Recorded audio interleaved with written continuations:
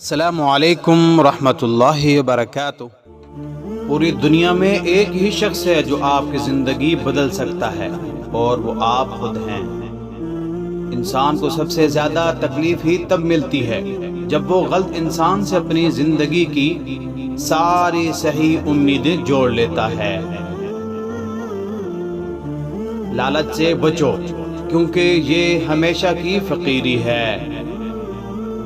سنی سنائی بات دیکھی ہوئی بات کے برابر نہیں ہوتی۔ دولت تقسیم کی جائے تو کم ہو جاتی ہے، علم بانٹا جائے تو بڑھ جاتا ہے۔ جس نعمت میں شکر ہے اس کو زوال نہیں ہے، اور جس نعمت میں کفر ہے اس کو بقا نہیں ہے۔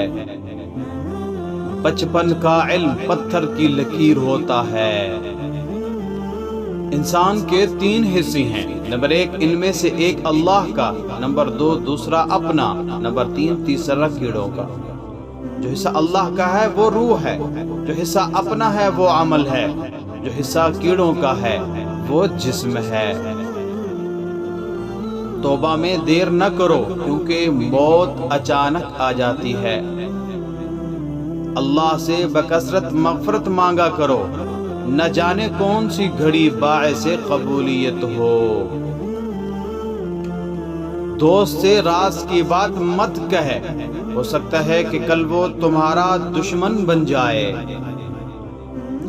میں نے بولنے پر بارہا افسوس کیا ہے مگر خاموش رہنے پر کبھی افسوس نہیں ہوا۔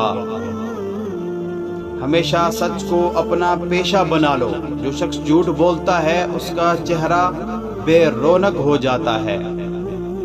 عقل مند کو اپنے گھر میں بچے کی طرح اور اپنی قوم میں مرد کی طرح رہنا چاہیے۔